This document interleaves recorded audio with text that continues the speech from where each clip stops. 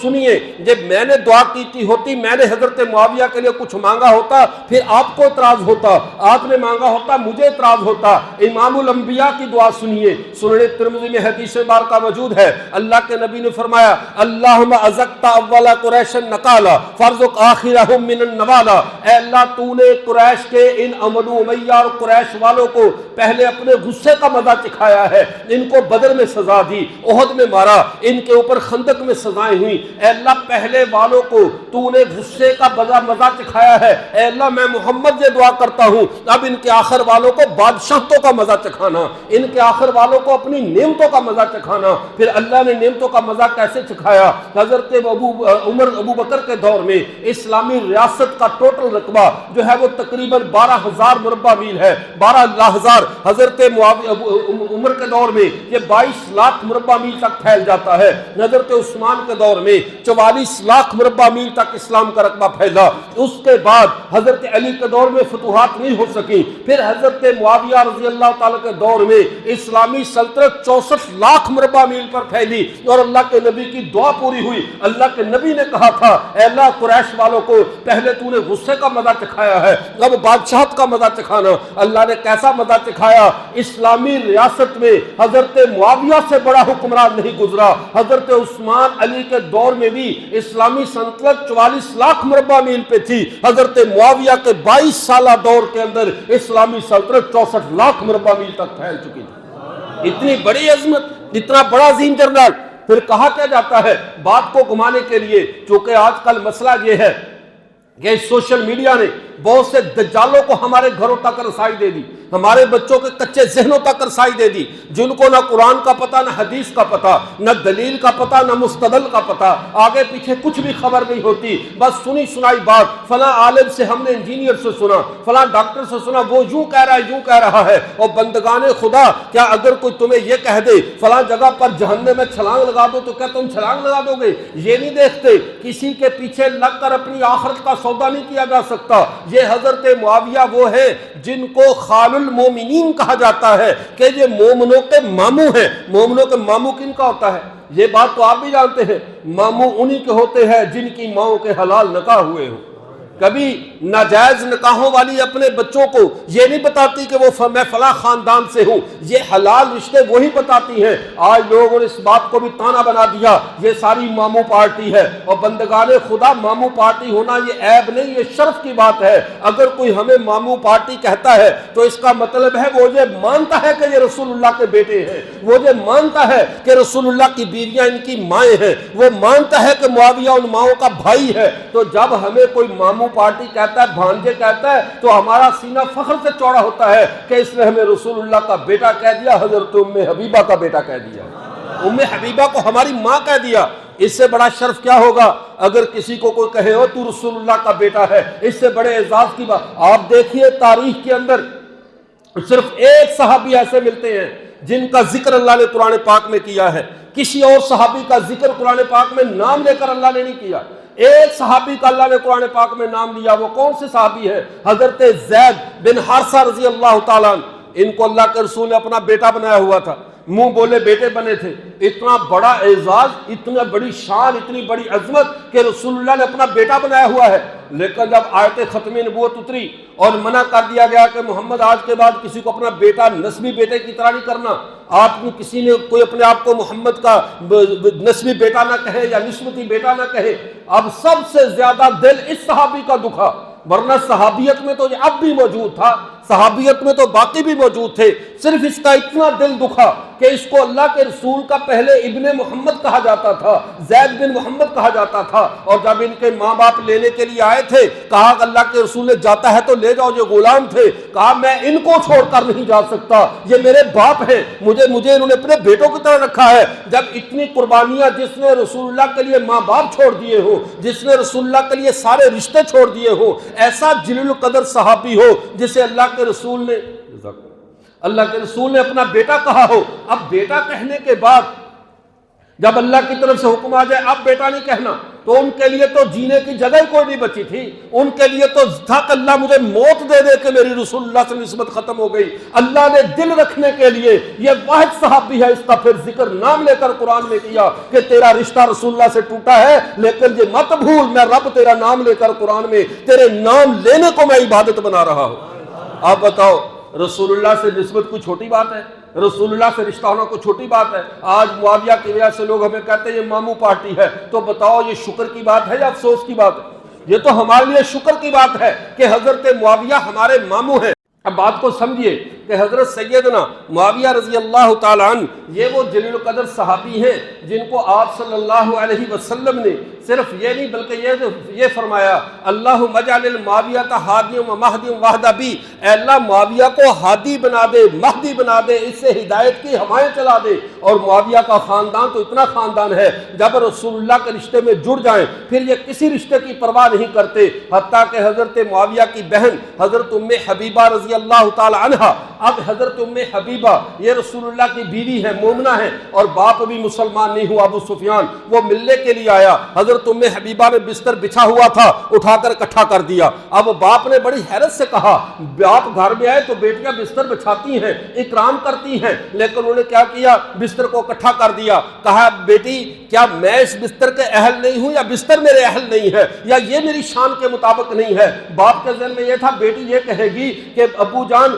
یہ بستر ذرا دھونے والا ہے، آپ بڑے سردار ہیں، لیکن بیٹی کا جملہ سنو، کہا یہ میرے آقا کا بستر ہے اور تو مشرک ہے، مشرک میرے نبی کے بستر پر نہیں بیٹھ سکتا، میں نے اس لیے بستر کو اکٹھا کر دیا ہے. اب اس خاندان پر کوئی انگلی اٹھائے، اس خاندان پر کوئی تنقید کرے، اپنی آخرت کو برباد کر رہا ہے. پھر کہتے ہیں ایک حدیث مبارکہ کو بہت زیادہ سنایا جاتا ہے، لوگوں کو دھوکہ دیا جاتا ہے کہ حضرت معاویہ نے عمار بن یاسر کو شہید کر دیا تھا. عمار بن یاسر وہ تھے جن کے بارے میں رسول اللہ صلی اللہ علیہ وسلم نے فرمایا تھا انما تقتلک فئۃ الباغیہ، اے عمار تجھے ایک باغی جماعت قتل کرے گی، تجھے ایک باغی گروہ قتل کرے گا. جب یہ بات ہوئی اب کہا چونکہ حضرت عمار بن یاسر حضرت علی کے لشکر میں تھے، ان کو حضرت معاویہ کے لشکریوں نے شہید کیا ہے، لہذا حضرت معاویہ کا لشکر باغی ہے. لیکن سنو دو حدیثیں پوری سنو پھر بات کو سمجھ میں آئے گی. ایک حضرت عمار ہے جن کے بارے میں اللہ کے نبی نے فرمایا تھا انما تقتلک فئۃ الباغیہ، اور ایک ابن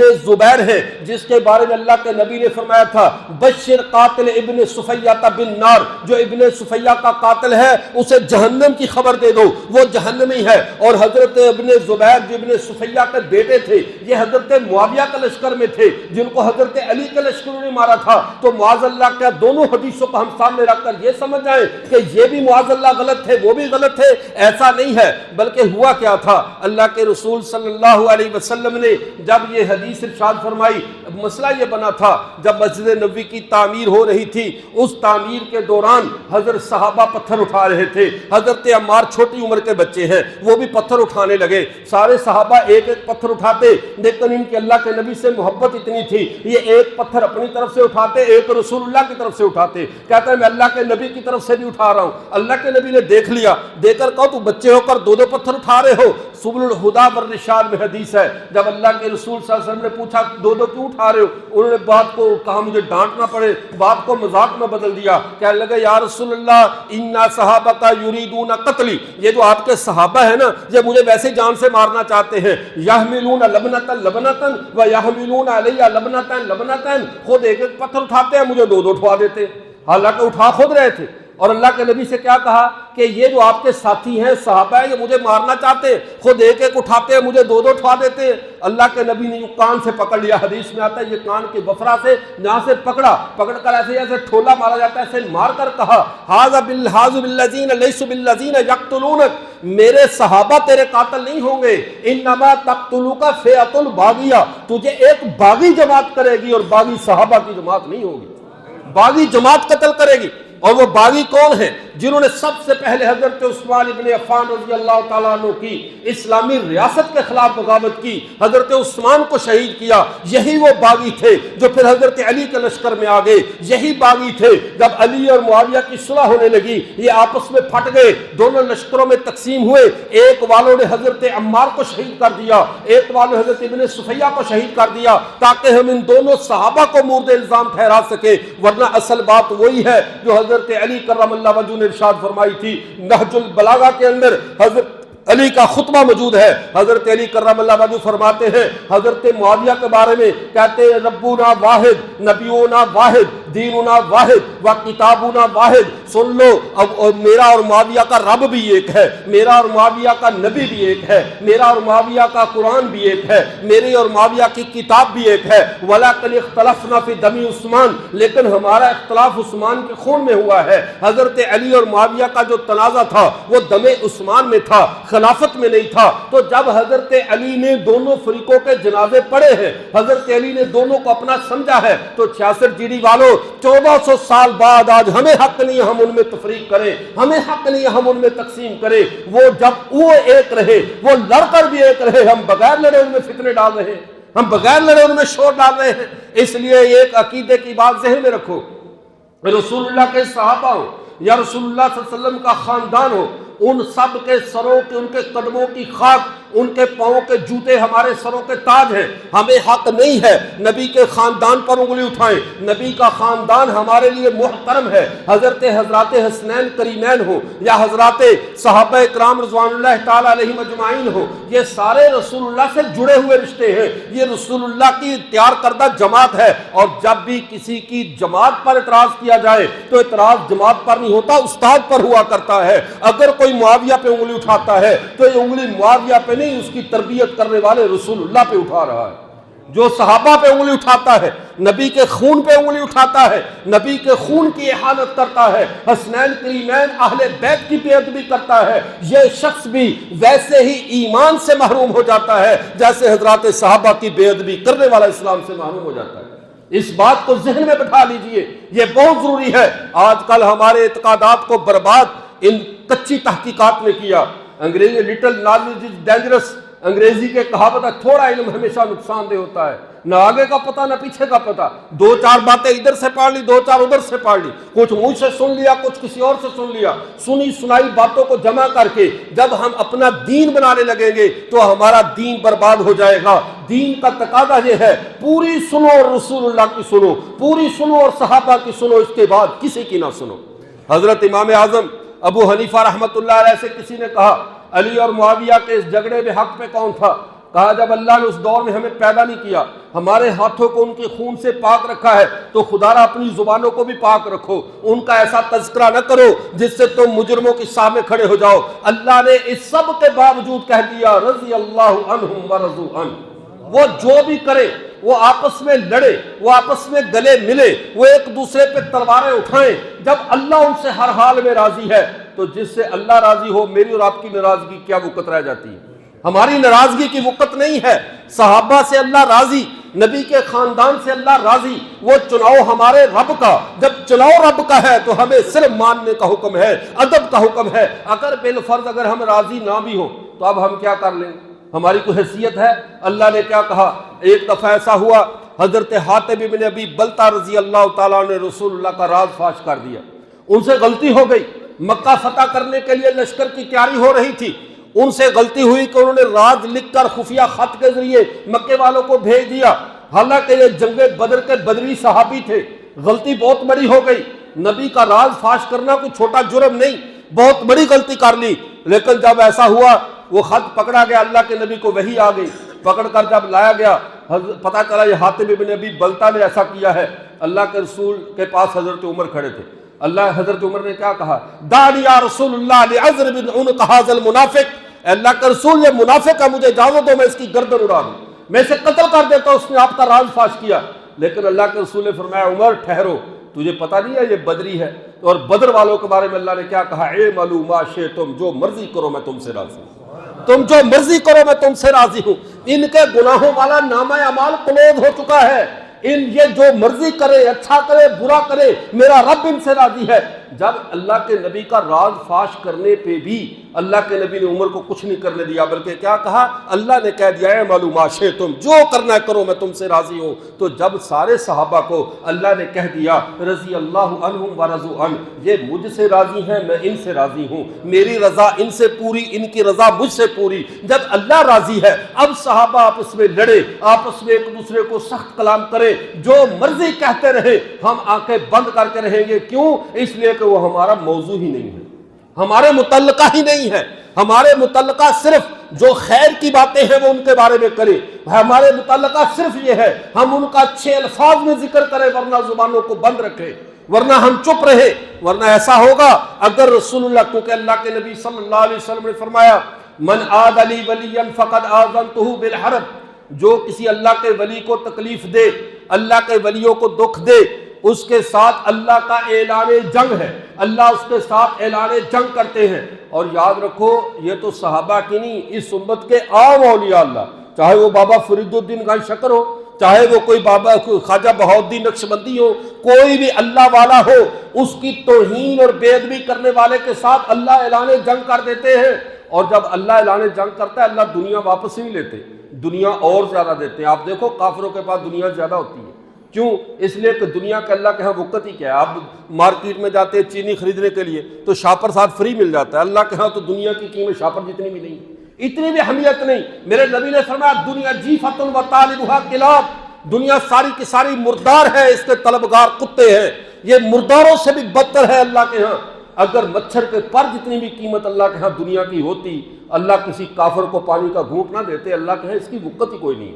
اس لیے اللہ کسی گستاخ کی دنیا ختم نہیں کرتے، کافروں کو بلکہ دنیا اور زیادہ دے دیتے ہیں۔ آج دیکھو کافر ہر جگہ امیر ہے کہ نہیں، قادیانی امیر ہے کہ نہیں، پیسہ ان کے پاس کتنا ہے، لیکن کیا امیر ہونے کا مطلب وہ اللہ کے محبوب ہے؟ نہیں۔ سنو، اللہ جس سے دشمنی کرے، اللہ جیسے ہمارے ملکوں کی جنگ لگے تو سب سے پہلے حساس تنصیبات پہ حملہ کیا جاتا ہے، ایٹمی تنصیبات پہ حملہ کیا جاتا ہے، اور جس کے ساتھ اللہ اعلان جنگ کرے اللہ پہلے اس کا ایمان سلب کر لیتے ہیں، اس کے دل سے ایمان کو نکال لیتے ہیں۔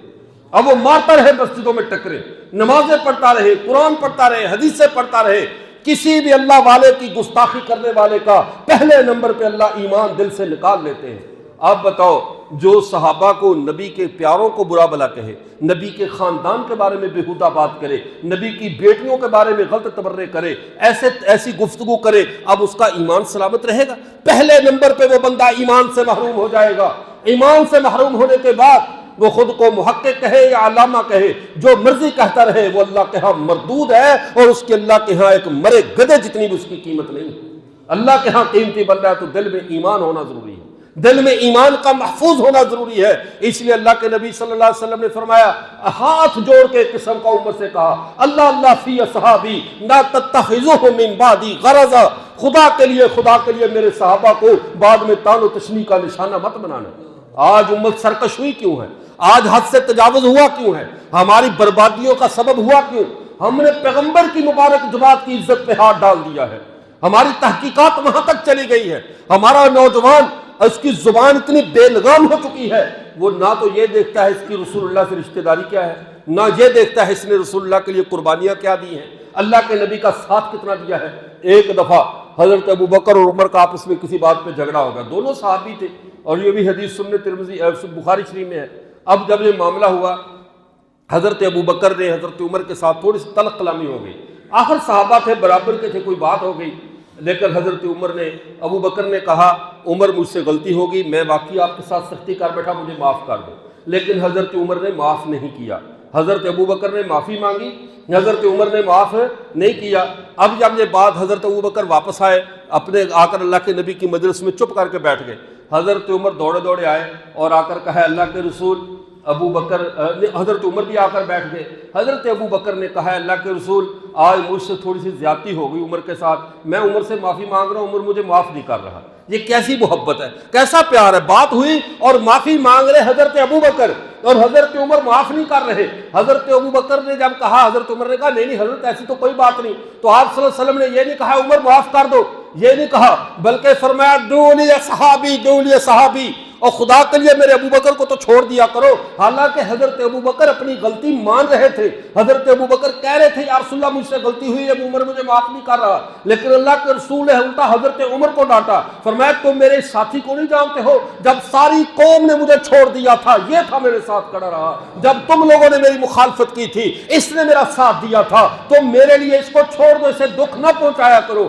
اللہ کے نبی حضرت ابو بکر کی اتنی سی بات کو بھی برداشت نہیں کر رہے، حالانکہ غلطی حضرت ابو بکر مان رہے تھے، لیکن اللہ کے رسول نے ڈانٹا پھر بھی حضرت عمر کو کہ اسے چھوڑ دو، اس نے اس وقت میرا ساتھ دیا تھا جب تم سب میرا ساتھ چھوڑ چکے تھے۔ اب یہ کتنی محبت ہے، تو صحابہ نے تو اس وقت ساتھ دیا جب ہم پیدا بھی نہیں ہوئے تھے، جب ہماری حیثیت ہی کوئی نہیں تھی، ان لوگوں نے رسول اللہ کا ساتھ دیا، اور پھر ایسا ساتھ نہیں دیا بلکہ ان کے کانوں میں اللہ کے نبی نے صرف اتنی بات ہی تو ڈالی تھی کہ میں اللہ کا آخری نبی ہوں، میرے بعد کوئی نبی نہیں، میں اللہ کا آخری رسول ہوں، میرے بعد کوئی رسول نہیں، اتنی بات ہی تو ڈالی تھی۔ اس پر انہوں نے کہا اور کوئی بات ہم سنیں گے بھی نہیں۔ یہ ایک بات سن کر انکار کرنا اور ایک سرے سے سننے سے ہی انکار کرنا، صحابہ نے رسول اللہ کے ساتھ ایسا حق وفا ادا کیا۔ حضرت حبیب بن زید انصاری رضی اللہ تعالیٰ عنہ جب ان کو مسیلمہ کذاب جسم کے ٹکڑے کر رہا تھا، ایک ایک ٹکڑا کر کے پوچھتا تھا بتاؤ محمد کو مانتے ہو؟ تو جواب کیا ہوتا تھا؟ مانتا بھی ہوں آخری بھی مانتا ہوں، مانتا بھی ہوں آخری بھی مانتا ہوں۔ کہا مجھے مانتے ہو؟ کہا میرے کان نہیں سن رہے، انی اسم لا اسمع، میں بہرا ہوں میرے کان نہیں سن رہے، تو کیا کہہ رہا ہے؟ کافر تڑپنے لگ گیا، یار یہ عجیب بات ہے، تسمع لہذا ولا یسمع لہذا، جب میں کہتا ہوں محمد اللہ کے نبی ہیں تو اچھل اچھل کر جواب دیتا ہے، تجھے یہ بات بھی سن جاتی ہے، کہتے ہیں اللہ کے رسول ہیں، آخری رسول ہیں، جب میں کہتا ہوں میں اللہ کا رسول ہوں تو کہتا میرے کان نہیں سن رہے۔ در حقیقت صحابہ نے سر کے بالوں سے لے کر پاؤں کے تلووں تک پورا جسم کٹوا لیا، لیکن جسم کے ایک ذرے کو بھی اس بات پہ آمادہ نہیں کیا کہ محمد کے بعد کوئی اور نبی ہو سکتا ہے، اس کی بات سنی جا سکتی ہے۔ اس طرح اپنی جانوں پر کھیل کر انہیں رسول اللہ کا ساتھ دیا، کیا میں اور آپ دے سکتے ہیں؟ پھر ہم تو بعد والے ہیں جو تابعین ہیں، حضرت ابو مسلم خولانی یہ صحابی نہیں ہے، تابعی ہے، اللہ کے رسول کے زمانے میں تھا لیکن اللہ کے نبی کی زیارت نہیں کر سکے۔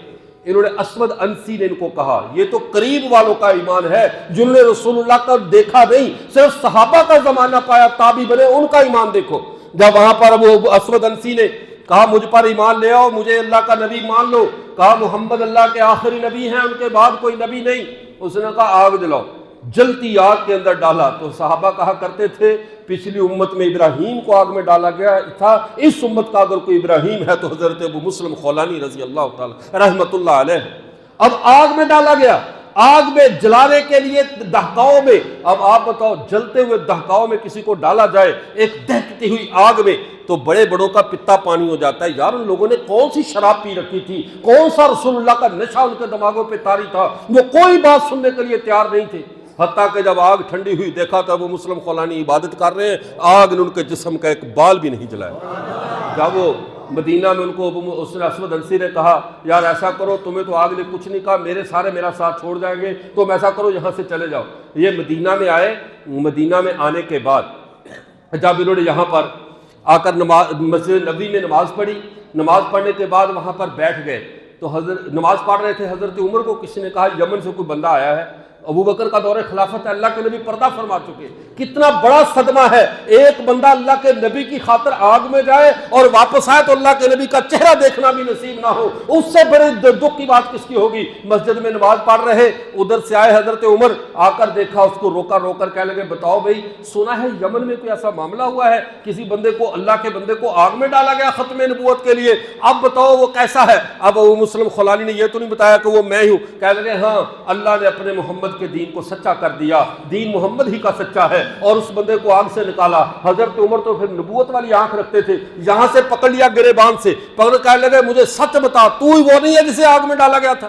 عمر کی آنکھ پہچان گئی یہ بندہ وہی ہے، کہا تو ہی وہ نہیں تھا جسے آگ میں ڈالا گیا؟ کہا عمر میں ہی ہوں۔ اب عمر کو دیکھو خلیفہ رسول ہے، عمر کو دیکھو رسول اللہ کا سسر ہے، اور اتنا قریبی صحابی کہ اللہ کے نبی نے فرمایا لو کان بعدی نبی اللہ کانا عمر، اگر میرے بعد کوئی نبی ہوتا تو عمر نبی بنا دیا جاتا۔ اتنا بڑا جلیل القدر صحابی ہے، تابعی کے ہاتھ پکڑ کر کہتا ہے پھر ایسا کرو ہاتھ اٹھا کر دعا کر دو تم ختم نبوت کے مجاہد۔ तुम खत्म नबूवत के लिए आग से गुजर कर आए हो, ये इतना छोटा काम नहीं। तो मैं अर्ज कर रहा हूं, आपके इलाके वालों ने, कस्बे वालों ने, जो बंदा जितनी बड़ी दौलत पास रखता हो, हमले शैतान को उतने ज्यादा होते हैं।